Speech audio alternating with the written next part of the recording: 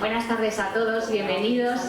Yo creo que don Jesús no necesita presentación, y menos en esta parroquia. Así que nada, pues le damos las gracias por haber compartir esta tarde con nosotros. Luego él también va a realizar la Eucaristía de hoy. Así que le agradecemos mucho su tiempo y vamos a disfrutar de la formación que nos va a dar hoy. Así que le damos ya paso a don Jesús. Bueno, buenas tardes. ¿Sabéis que Fray Luis de León estuvo en la cárcel en Valladolid? Él era profesor en Salamanca. El padre Benítez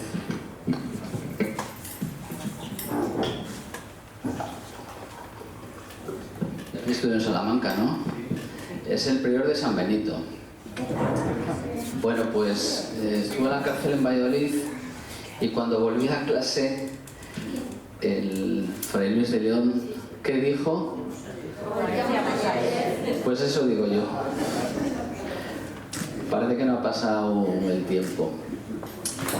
Bueno, por eso he ido a por la llave, he abierto la megafonía, he dado unas luces, como si no hubiera pasado nada. Bueno, primero agradecer a los que me han invitado a estar con vosotros esta tarde, y después don Gregorio me ha insistido encarecidamente que celebre luego la misa de las 7:30. Y me voy a perder algo también muy importante que siempre ha habido en esta parroquia, que es luego comer algo.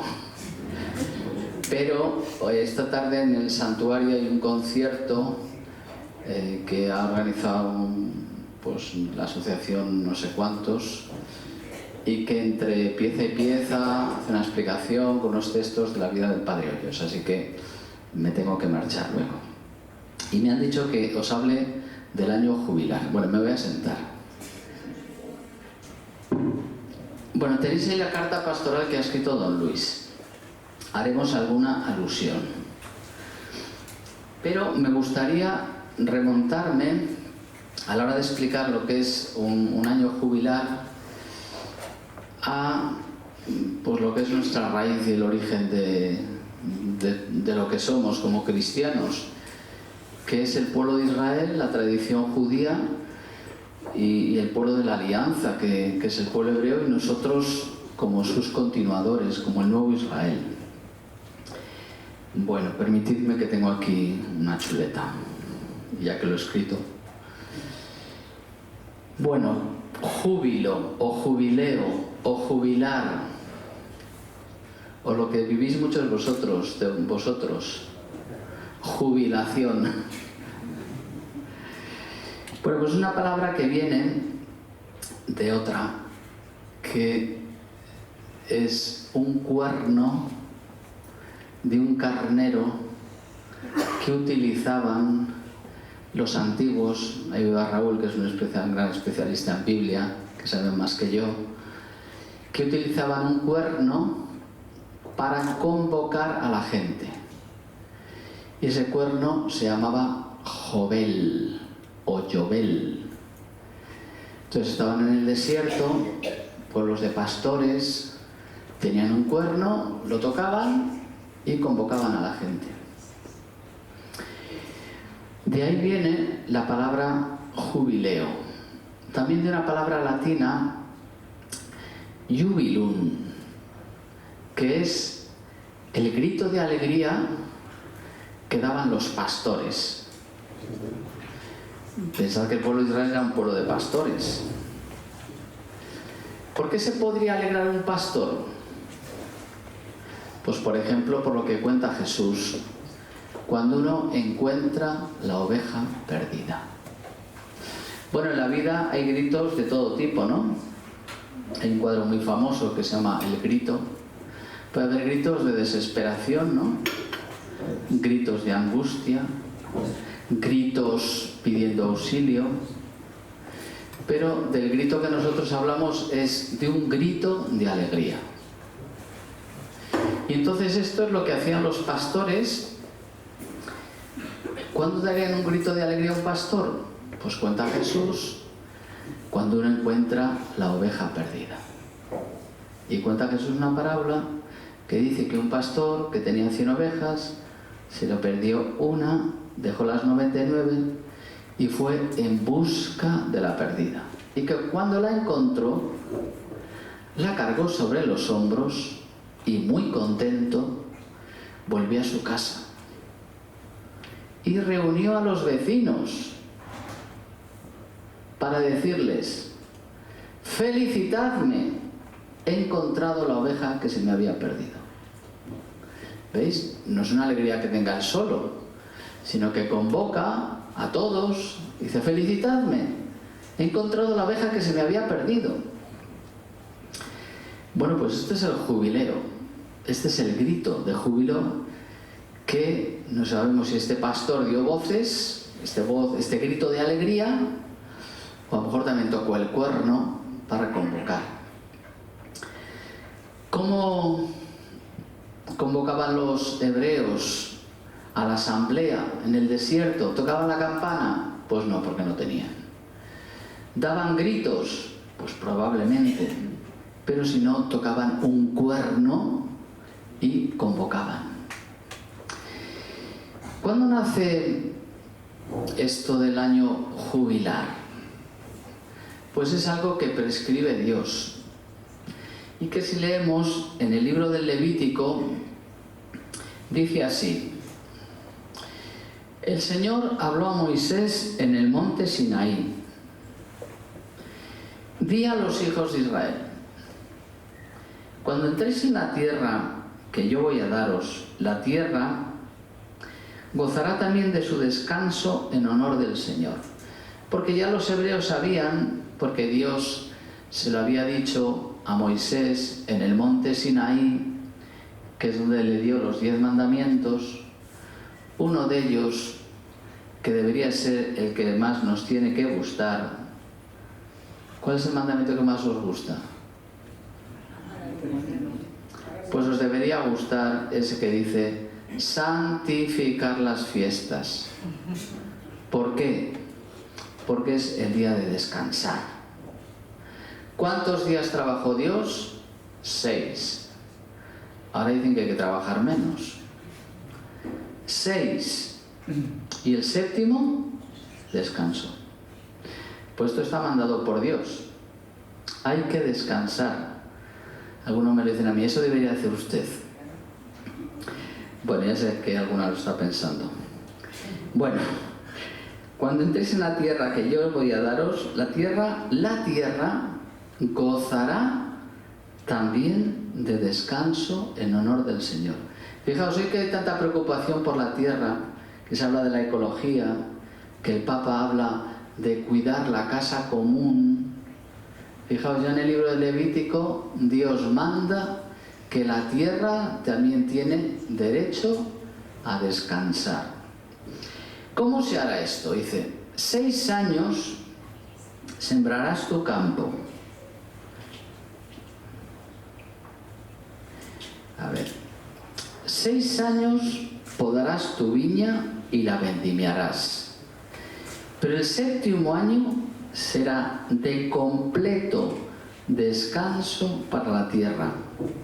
Un sábado en honor del Señor.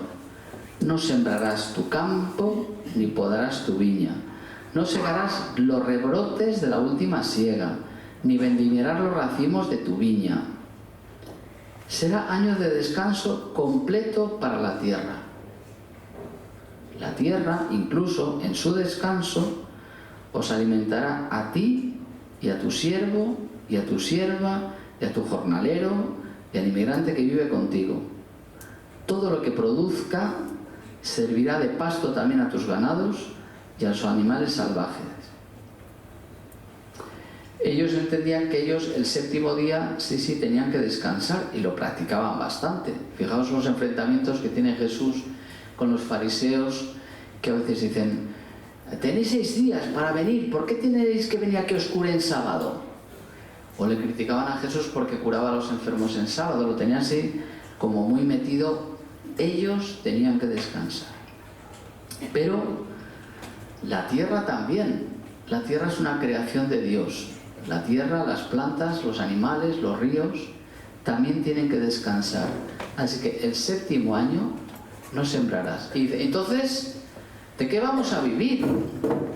Dice, no te preocupes.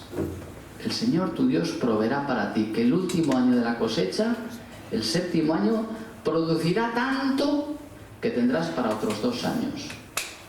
Para el año que descansa la tierra y para el año que siembras que tienes que esperar. No te preocupes, tú sé fiel, que Dios proveerá y hará que la tierra produzca más para que también puedas descansar. No hablan por ahí, me gustaría tener un año sabático.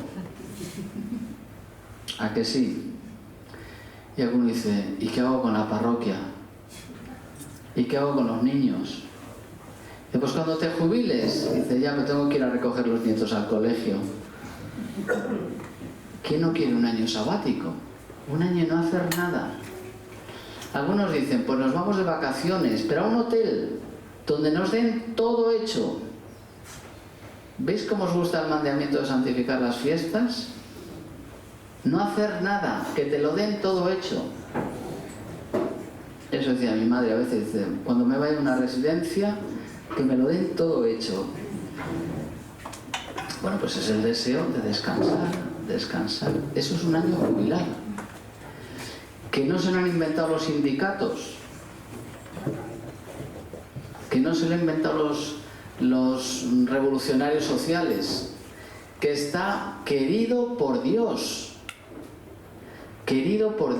y Él ha dado ejemplo. El 7º día descansó, y dice Él, y cada 7 años tiene que descansar la tierra.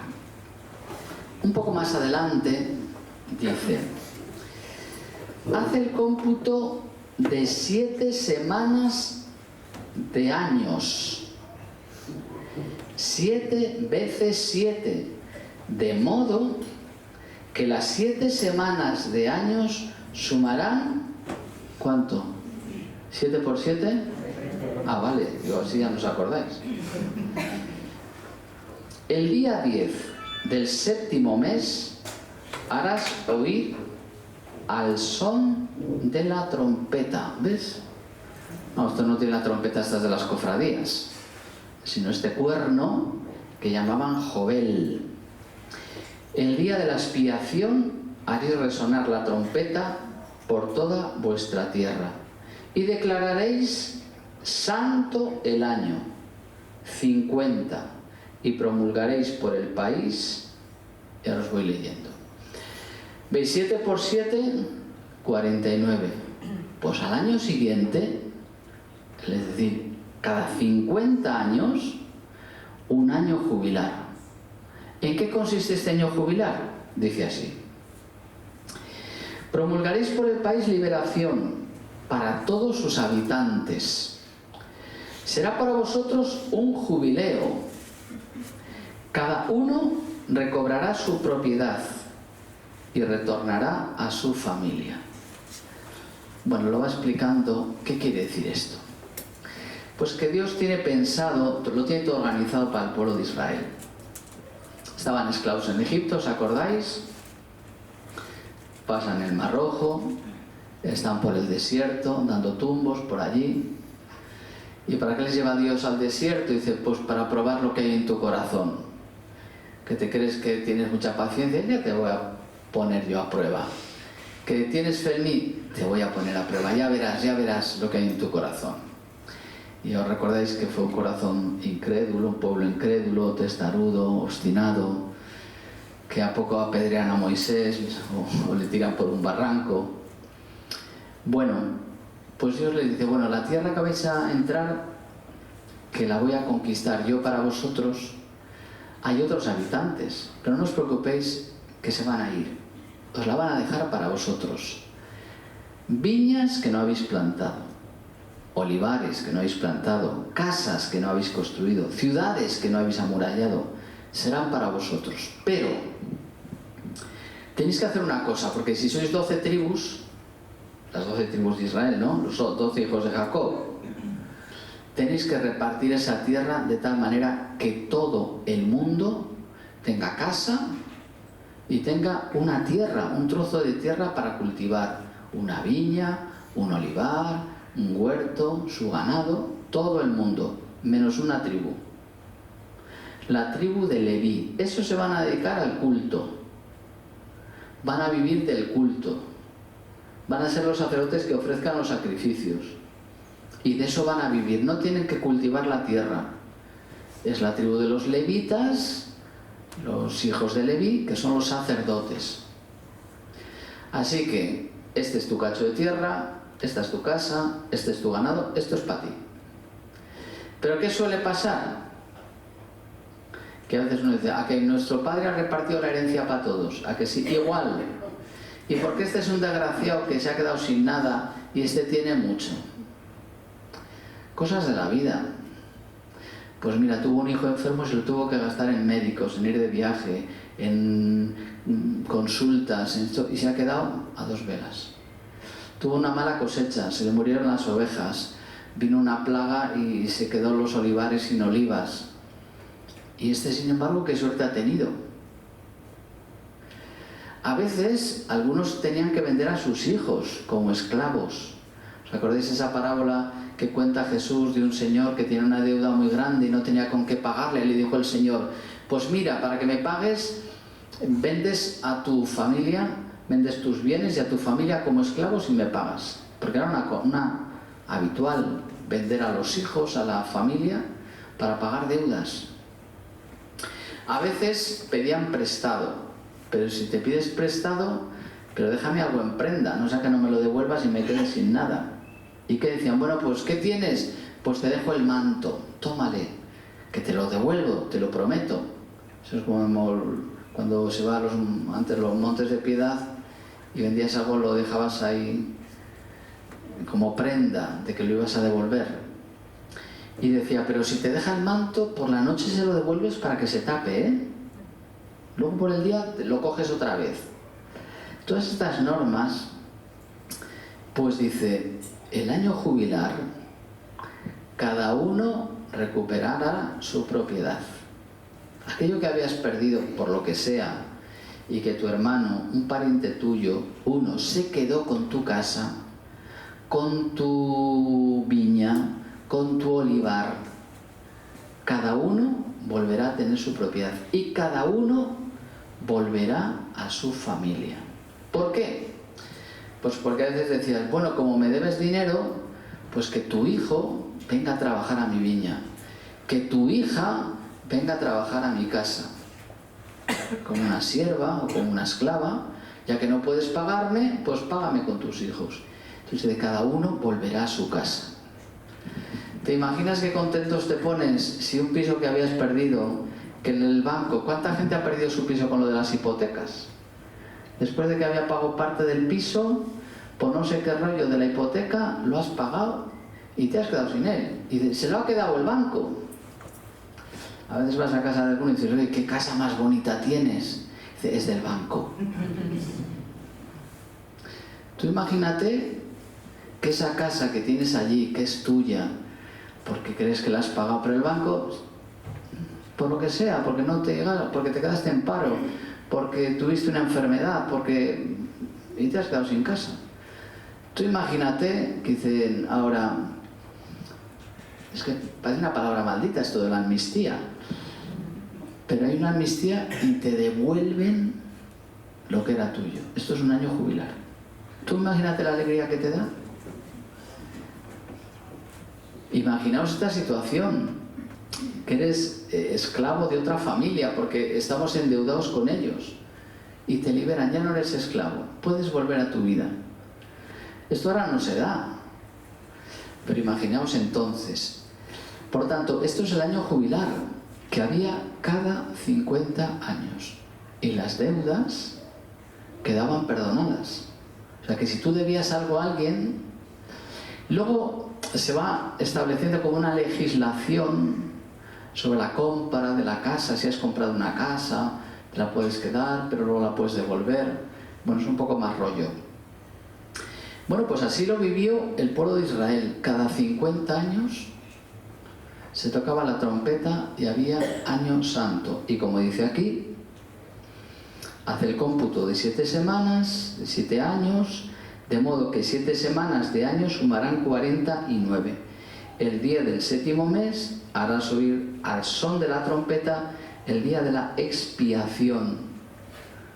Expiación significa que se te perdona la culpa. De la expiación. Haréis resonar la trompeta por toda vuestra tierra. Declararéis año santo 50 y proclamaréis por todo el país liberación para todos sus habitantes. Será para vosotros un jubileo. Cada uno recobrará su propiedad y retornará a su familia. El año 50 será para vosotros año jubilar. No sembraréis, ni segaréis los rebrotes, ni vendimiaréis las cepas no cultivadas, porque es el año jubilar, que será sagrado para vosotros. Comeréis lo que den vuestros campos por sí mismos. Este año jubilar cada uno recobrará su propiedad. Y luego va explicando si vendes un campo, si... Bueno, pues esto, ¿vosotros pensáis que lo hicieron alguna de los judíos?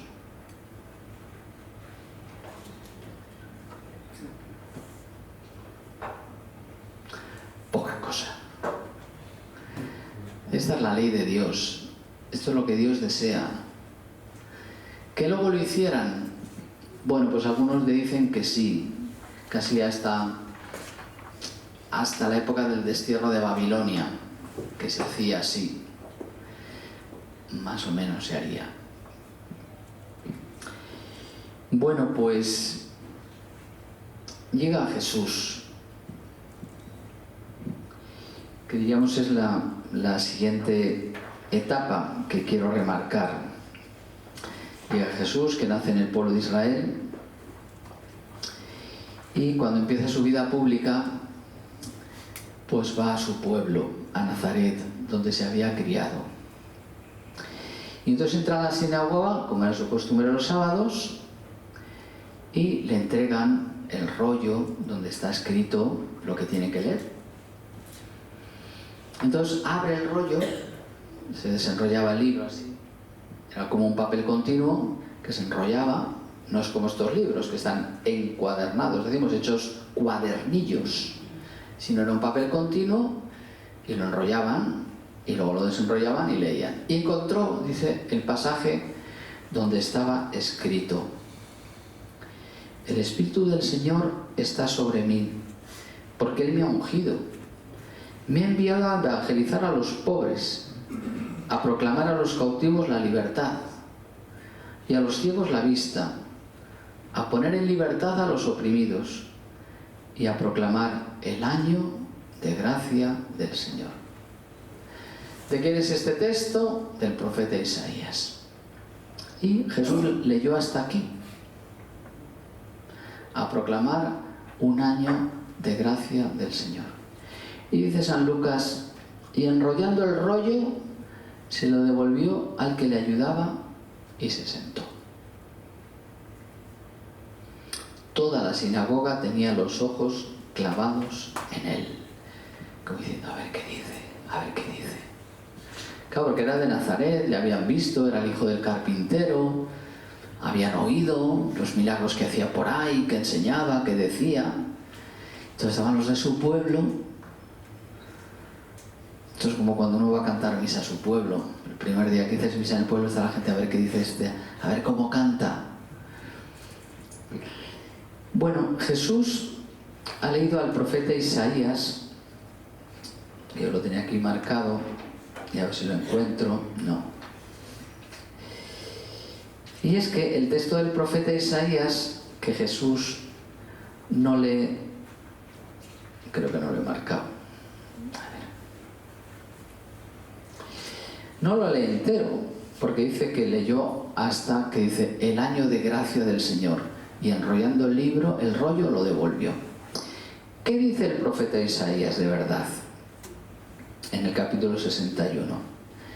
El Espíritu del Señor de Dios está sobre mí, porque el Señor me ha ungido, me ha enviado para dar la buena noticia a los pobres, para curar a los corazones desgarrados, para proclamar la amnistía a los cautivos y a los prisioneros la libertad, para proclamar un año de gracia del Señor. Hasta aquí lee Jesús. Pero las palabras del profeta Isaías continúan. Un día de venganza de nuestro Dios. Eso Jesús no lo lee. Por tanto, ¿qué significa este año de gracia que anuncia Jesús? Pues es un año de perdón. ¿Qué es lo que hacía Jesús cuando recorría los pueblos? ¿Qué predicaba? El reino de Dios ha llegado. Convertíos y creed. Por tanto, Jesús es el que ya no con un cuerno, ni con una campana, ni con una esquililla, sino como Él, con la voz de su ser profético, como el que viene de parte de Dios, con su voz, esa voz de la que estaban todos pendientes en la sinagoga de Nazaret, a ver qué dice ahora, pues es el que anuncia el año jubilar, un año de gracia del Señor, es decir, un año de perdón. Esto es el jubileo. Lo demás, ahora os lo explico, pero la raíz fundamental del jubileo, de un año jubilar, está en la Sagrada Escritura. No es un invento de los obispos, ni de la Iglesia, ni de las agencias turísticas, ni de los curas pues para ver qué hacemos este año en la programación pastoral. No, es un deseo de Dios que nace de su corazón, que invita a descansar. ¿Por qué? Porque nuestro destino es la vida eterna, en la que no se trabaja, no nos esforzamos, no nos preocupamos. ¿Cuál es lo que más ocupa nuestra vida? Nuestras preocupaciones. Estamos siempre preocupados. Dice Jesús, ¿qué vais a comer? ¿Con qué os vais a vestir? De esas preocupaciones se ocupan los paganos. Vosotros buscad el reino de Dios y su justicia, y lo demás se os dará por añadidura. Pues esto es lo que anuncia Jesús. Digo, esta es la raíz de un año jubilar. Que Jesús hace una llamada a la conversión. Y por eso dice, venid a mí los que estáis cansados y agobiados, preocupados, cansados, y yo os aliviaré. Fijaos, Jesús nos invita a descansar, a no preocuparnos tanto, a no ocuparnos tanto, a no afanarnos tanto, sino a descansar. ¿Estáis cansados y agobiados? Venid a mí, venid, y yo os aliviaré. Y dice Jesús, cargad con mi yugo y aprended de mí, que soy manso y humilde de corazón, y encontraréis vuestro descanso, porque mi yugo es llevadero y mi carga ligera. Este es el año jubilar, que Jesús lo viene a proclamar Él. Ya no son los profetas, ya no es Moisés, es Él el que viene a hacer este anuncio de año de gracia. ¿Cómo lo ha vivido la Iglesia? Bueno, pues nos remontamos al siglo XIV, y es el Papa Bonifacio VIII el que en 1300, que nosotros sepamos, por lo menos no sabemos si hubo antes, dice, vamos a celebrar un año jubilar por el nacimiento de nuestro Redentor. Recuerdo que me contaban que un profesor del seminario, el día de su cumpleaños, no iba nunca a dar clase. Se lo cogía de vacaciones. Ya se podía enfadar el rector, el director de estudios, o los que se alegraban siempre eran los alumnos, claro. El día de su cumpleaños nunca iba a clase. Luego al día siguiente llevaba unos pasteles, llevaba unos bombones, o unos croissants, o unos ochos, lo celebraba con los alumnos. Bueno, pues el Papa pensó, vamos a celebrar un año entero de cumpleaños de nuestro Señor, por el nacimiento del Señor. Y comenzaron los años jubilares. El Papa decía, pues peregrinad a Roma. Porque sabéis que eso sí que ha existido durante muchos años, y no sabía yo remontarme, estas peregrinaciones o a Tierra Santa, o a Santiago de Compostela, o otros lugares de peregrinaciones que había, pero especialmente a Roma. Bueno, pues el Papa proclama un año santo como un año de perdón de los pecados. Porque ¿para qué ha venido Cristo? ¿Para qué ha venido? ¿Para hacer un mundo mejor? ¿Para darse un paseo por aquí para ver lo mal que está la cosa? Pues hombre, los drones lo ven así, se puede haber quedado desde el cielo como un dron y lo había visto mejor. Pues no, ha venido a proclamar un tiempo de perdón y de gracia. ¿Qué significa la gracia? Estas palabras de gracia que salían de sus labios. La gracia es el amor gratuito de Dios, que no nos merecemos. Esto es lo que ha venido a anunciar Cristo. El Papa Bonifacio VIII, en el año 1300, dice que cada 50 años va a haber un año jubilar, como en la antigüedad, como en la tradición judía. Un año de perdón, un año de remisión de las deudas. Digamos que es como una oportunidad, como una llamada. ¿Por qué viene Cristo? Pues porque a lo mejor la gente estaba adormecida, pero no viene el Mesías, aquí están los romanos, aquí no pasa nada, aquí Dios no aparece, aquí esperamos un Mesías y no llega nunca. Pues llegó para anunciar, y lo que Jesús hacía era proclamar: el reino de Dios ha llegado, convertíos. Y Jesús lo que hace en su vida, con sus palabras, sus parábolas, sus milagros, su vida y sobre todo su muerte en la cruz, es proclamar que Dios nos ama, que nos perdona y que volvamos a Él.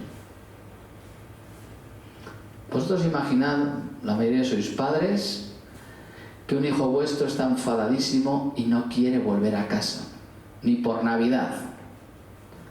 Porque hizo una pirula, porque un día os cogió la tarjeta, os sacó 14.000 euros del banco y se fue de fiesta. O lo que sea, o montó un pollo en casa, o lo que sea. Y entonces pues no se atreve a volver, porque piensa que cuando vuelva vas a llamar a la policía y le vas a meter a la cárcel. O cuando vuelva su hermano mayor le va a pegar una paliza.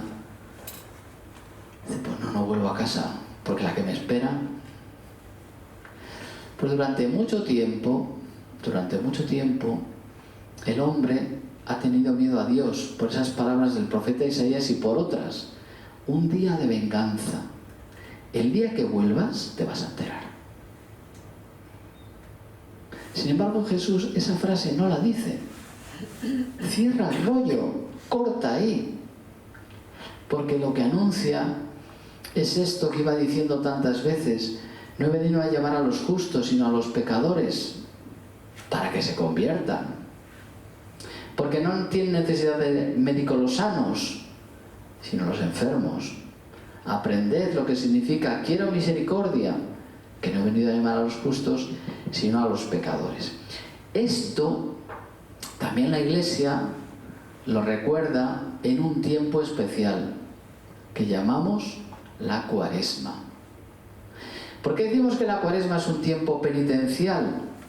Porque es un tiempo de gracia en el que Dios de alguna manera nos espabila un poco para decir que te estoy esperando, que cambies de vida, que vuelvas a mí. Por eso el día del miércoles de ceniza, la primera lectura Dice, tocad la trompeta en Sion, convocad la asamblea, convocad al pueblo, a los niños de pecho, a los mayores, a todos. Fijaos, cuando Jonás atraviesa Nínive, decían que proclamaban un tiempo de ayuno hombres y animales. También los animales tienen que ayunar. Tocad la trompeta en Sion, convocad la asamblea. Dice, entre el atrio y el altar lloren los sacerdotes ministros del Señor. Bueno, la Cuaresma es también como un tiempo de llamada de que hace el Señor. ¿A qué? A arrepentirnos de nuestros pecados, a decir, lo he hecho mal, pero puedo volver a Dios, que no me va a castigar, que me va a perdonar, que me va a dar un abrazo. ¿En qué parábola lo cuenta Jesús esto? ¿Que les escandalizaba tanto a los fariseos? La parábola del hijo pródigo. El típico hijo que se coge el dinero, bueno, este lo pidió, por lo menos, te lo pidió, otros no lo piden, arramblan, se van y luego quieren volver. Bueno, pues es esa. Eso es a lo que ha venido Jesús. Eso es un año jubilar. Después los papas pensaron, hombre, cada 25 años es mucho, vamos a hacerlo cada 25. Entonces cada 25 años el Papa convoca un año jubilar para celebrar el nacimiento de nuestro Señor. El año 2000 fue un año muy jubilar porque eran los 2000 años. El Papa Francisco ya nos ha anunciado que en el 25 será año jubilar. Y también hay un año especial que llaman un año santo de la redención, que conmemora la muerte y la resurrección de Jesucristo. Por eso el año 2033 está también convocado un año jubilar de la redención. Por eso cuando rezamos la oración del año jubilar del corazón de Jesús, decimos, para que en estos 10 años aprendamos el misterio que pasa por el pesebre y la cruz. Bueno, pues en esto estamos, en un año jubilar. Bueno, tenéis en la carta de Don Luis que ha querido escribir pues para explicar cuál es el motivo de que este año 2023-24 nuestra diócesis y todo el que quiera celebremos un año jubilar con este sentido que hemos descubierto en la Sagrada Escritura y que Cristo ha venido para ser para nosotros el pregonero del año jubilar, un tiempo de gracia, para dar libertad a los oprimidos. Y Jesús ha ido demostrando en su ministerio que la verdadera esclavitud es la del pecado. Entonces él ya lo indicó Juan Bautista, este es el Cordero de Dios que quita el pecado, que ha venido a liberarte del pecado. Y esto es un año jubilar. ¿Cuál es el motivo del año jubilar del corazón de Jesús en Valladolid? Pues pensamos, se conmemoran 100 años de la colocación de la imagen del corazón de Jesús en la catedral, en la torre. ¿Qué hacemos? Pues pensamos, pues un año jubilar. Y dijo Don Luis, vamos a pedirlo a la Santa Sede. Es un poco tarde, nos pilla, falta poco tiempo. Bueno, pues llegó, nos lo concedieron. Y así un poco apresuradamente hemos ido haciendo las cosas. El motivo es los 100 años, no de la colocación solo de una imagen, sino de la consagración de la ciudad de Valladolid al corazón de Jesús. El año 1923. Como lo había hecho antes, en 1919, Alfonso XIII, en el Cerro de los Ángeles, que es el centro geográfico de España, donde se construye un monumento al Sagrado Corazón de Jesús, y Alfonso XIII lo había consagrado España al Corazón de Jesús. Pero es que en Valladolid hay una tradición, que seguro que conocéis mucho mejor que yo, que en el año 1733 a un jesuita, al padre Hoyos, se le revela Jesús manifestándole su amor a través de esta imagen que es el corazón. Porque antes, en el año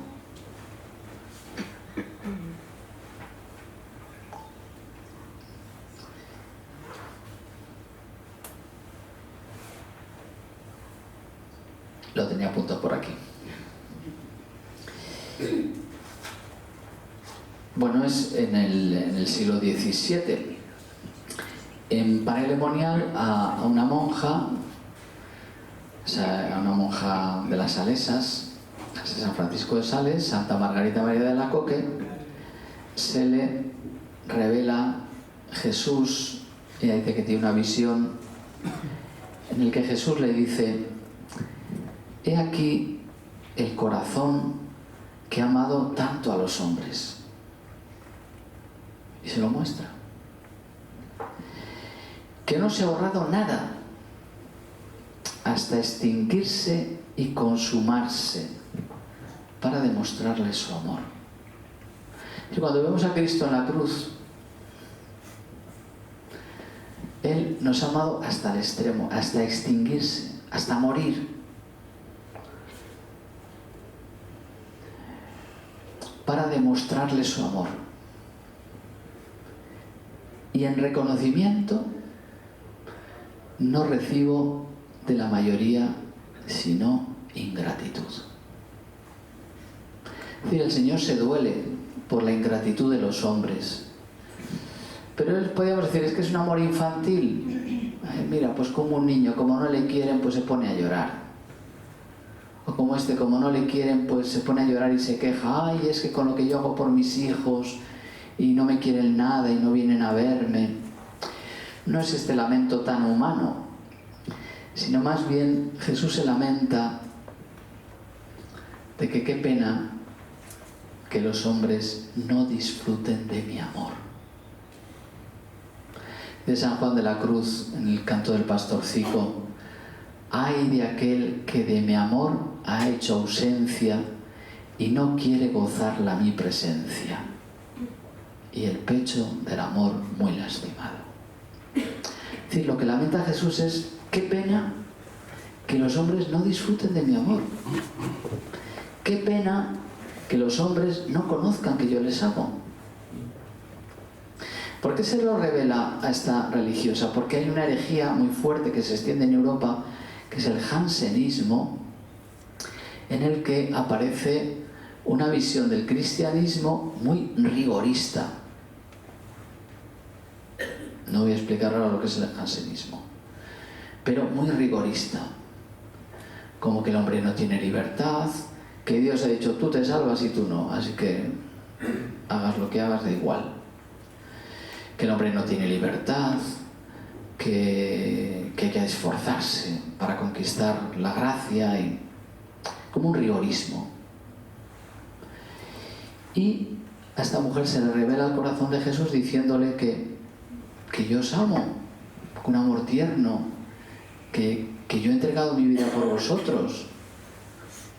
Esto lo conocen los jesuitas que están en el entorno de Parelemonial, entre ellos el padre Claudio de la Colombière, San Claudio de la Colombière, que era el director espiritual de esta monja, y empiezan a difundir la devoción del corazón de Jesús, de este corazón que tanto ha amado a los hombres, y por tanto les invita a disfrutar de su amor,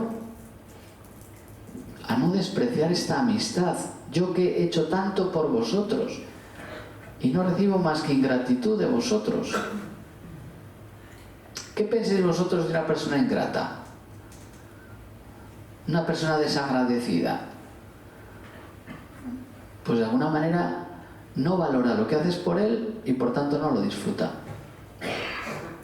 Y entonces Dios lo que se lamenta es como cuando llora Jesús sobre la ciudad de Jerusalén.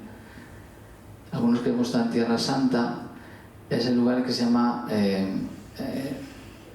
no me sale ahora, bueno, donde llora Jesús sobre la ciudad de Jerusalén.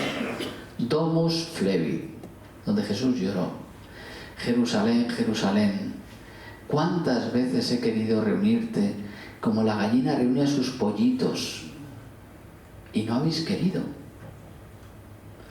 ¿Os imagináis a Jesús que se le caen unos lagrimones por la cara y dice esto? Llora sobre la ciudad de Jerusalén.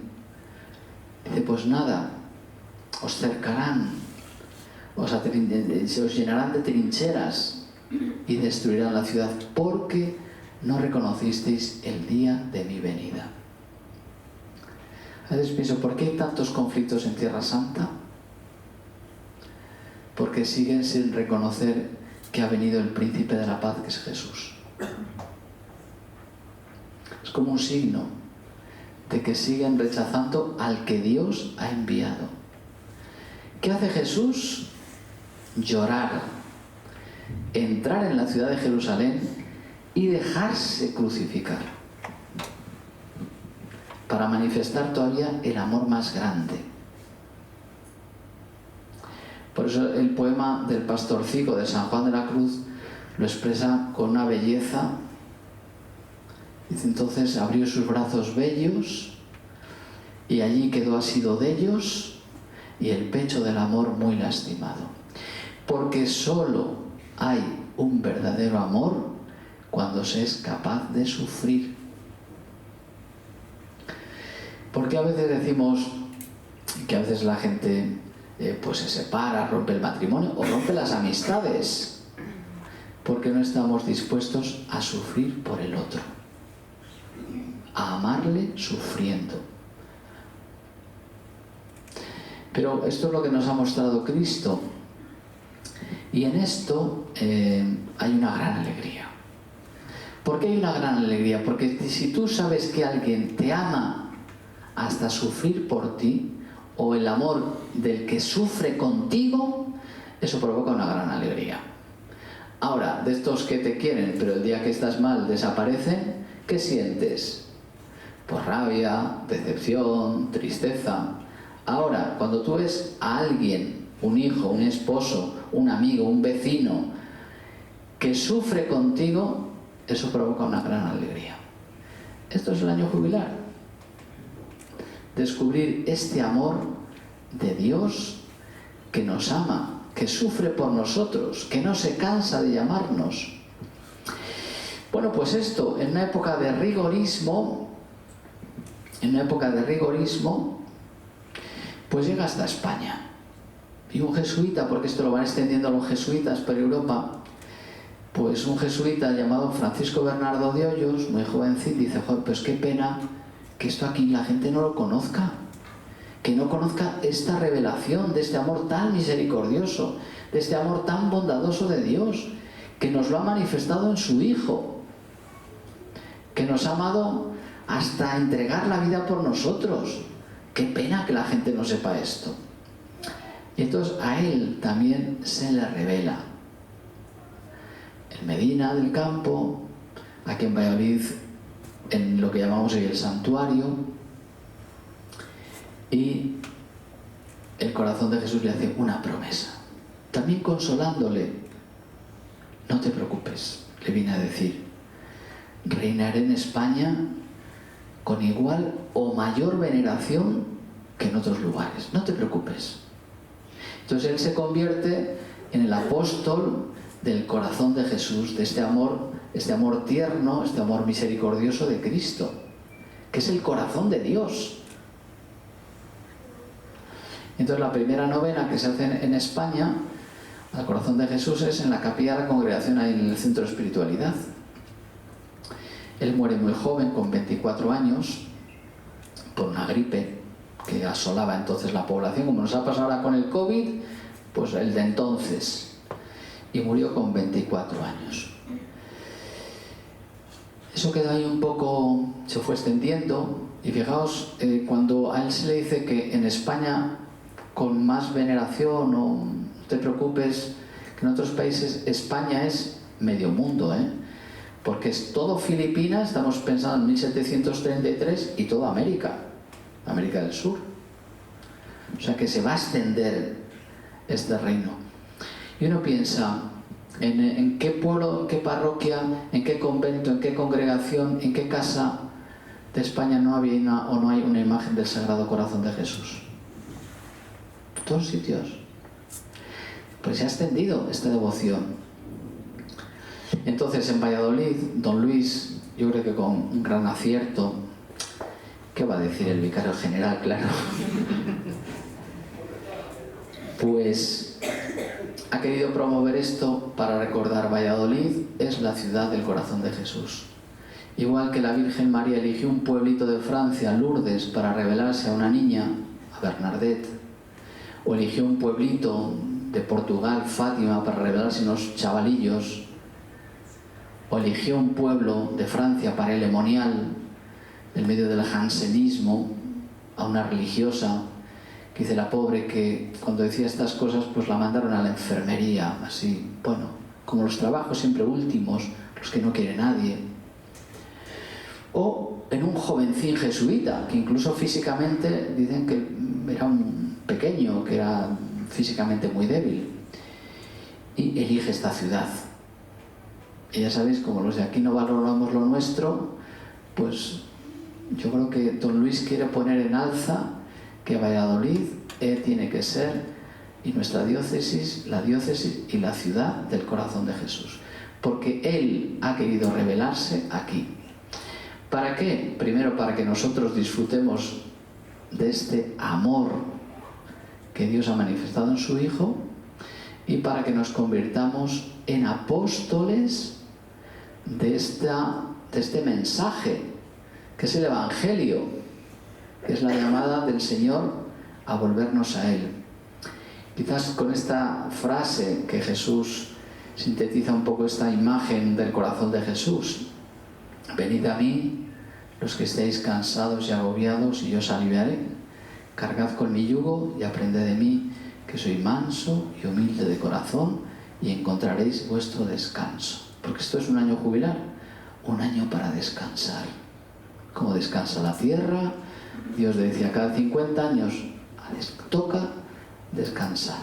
Bueno, pues también toca descansar de esta paliza que os estoy dando, pues tenemos que subir a misa.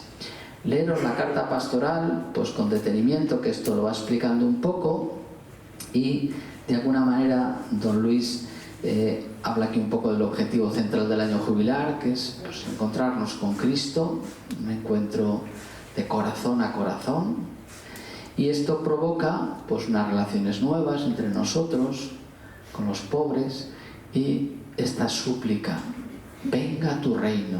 ¿Qué es este reino de amor? Este reino de paz, este reino de alegría, de perdón, de justicia, de paz, que luego diremos en el prefacio del Domingo Cristo Rey: reino de santidad y de gracia, reino de misericordia, de perdón. Por eso la súplica que hacemos todos los días en el Padre Nuestro, a todas horas: venga tu reino. Por eso tiene mucho que ver esta devoción del corazón de Jesús con la de Cristo Rey, que a veces se ha identificado con ciertas tendencias políticas que hemos querido desvincular. Pero tiene mucha relación esta devoción del corazón de Jesús con la del reino de Dios, la imagen de Cristo Rey. Bueno, pues gracias por la invitación, gracias por escucharme, gracias por la paciencia que seguís teniendo conmigo, y vámonos a subir a la celebración de la Eucaristía, que esta es a las 7:30. Sabéis que estoy de rector ahora del santuario, director también de la Casa de Espiritualidad, y bueno, pues allí tenéis vuestra casa, no porque esté yo, sino porque es de toda la diócesis, pero bueno, que menos que los de San Ildefonso y la Sagrada Familia y tantos amigos de equipos de Nuestra Señora. O id allí a celebrar el año jubilar, y allí pues os recibiremos con alegría y experimentaréis que es un lugar elegido y tocado por la gracia de Dios, como cuando vamos a Lourdes y vemos que allí en aquella roca la Virgen se le mostró a esta niña. Cuando vas a Fátima, pues tenemos que pensar, cuando vamos al santuario, en este lugar el Señor le reveló a este joven jesuita sacerdote este amor misericordioso. Es un lugar tocado por la gracia de Dios. Por eso hay que ir allí. Así que nada, de momento vamos a misa, que es donde celebramos este amor misericordioso. Bueno, muchas gracias.